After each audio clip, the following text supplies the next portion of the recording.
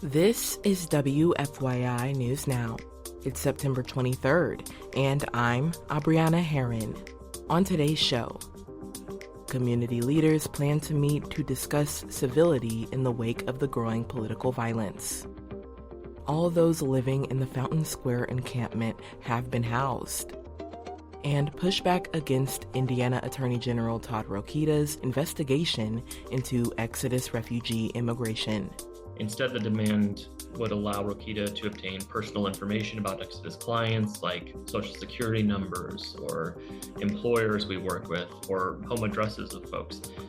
Those stories coming up, but first, Google has dropped its plans to rezone hundreds of acres on the southeast side of Marion County for a massive data center campus. As Farrah Anderson reports, the move came just as residents were bracing for a city-county council vote Monday night after months of debate, closed-door meetings, and a fierce community campaign. No Google on our streets! Outside the city-county building, protesters expected a final vote, but instead, Google announced its intent to withdraw the petition. And I'd like to announce our intention to withdraw this proposal. Residents argued the project wasn't worth it. Too much water and power, environmental risks, and too few jobs or tax dollars. Andrew Filler, who helped lead the local group Protect Franklin Township, said he never expected Google to back down. Still, he's cautious, since he says the company could refile in 3 months.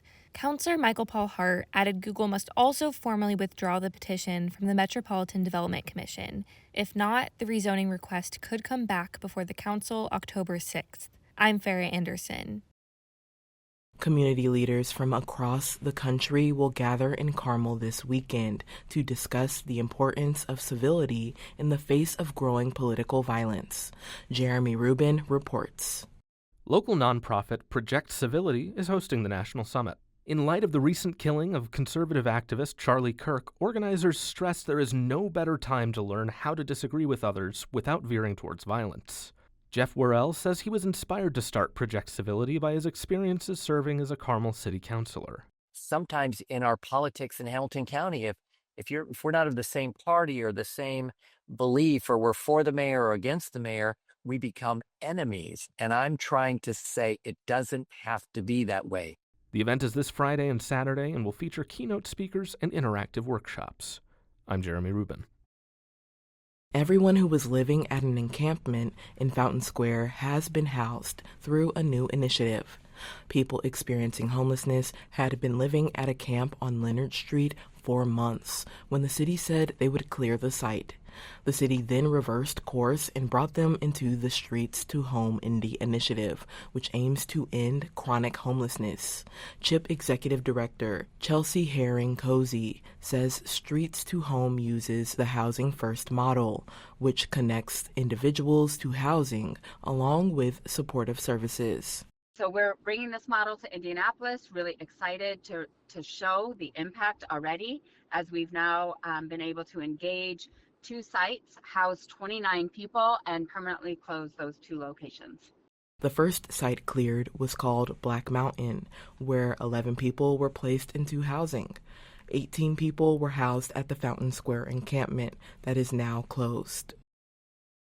And for our final story today, the ACLU of Indiana and Exodus refugee immigration are pushing back against Indiana Attorney General Todd Rokita's investigation into Exodus. Samantha Horton reports the federal lawsuit filed on Friday argues Rokita is violating Exodus's First Amendment rights. The ACLU filed the lawsuit on behalf of Exodus, an Indiana nonprofit that helps resettle refugees. It comes in response to a move earlier this month when Rokita issued a civil investigative demand to Exodus, claiming that the nonprofit was potentially involved in labor trafficking and interfering with federal immigration enforcement. Exodus CEO Cole Vargas says Rokita has not provided evidence of wrongdoing. Instead, the demand would allow Rokita to obtain personal information about Exodus clients, like social security numbers or employers we work with or home addresses of folks. Exodus is the latest organization that works with immigrants to receive a civil investigative demand. Since last fall, Rokita has tried to access information from several businesses and organizations from around the state. I'm Samantha Horton. A spokesperson for Rokita's office said in a statement Sunday, quote, "It's unfortunate for Hoosiers that Exodus is attempting to thwart our investigative work instead of cooperating," end quote. They said the office will continue to vigorously pursue the investigation. That's all for today's episode of WFYI News Now. Our podcast is produced by Zach Bundy with support from the news team at WFYI and public media journalists across the state. Our news director is Sarah Neal-Estes. Kendall Antron produced our music, and I'm your host, Abriana Herron. If you like today's episode, remember to subscribe and share, and follow WFYI on Instagram, TikTok, Facebook, and YouTube to check in on our newsroom throughout the day. Thanks for listening. We'll be back tomorrow.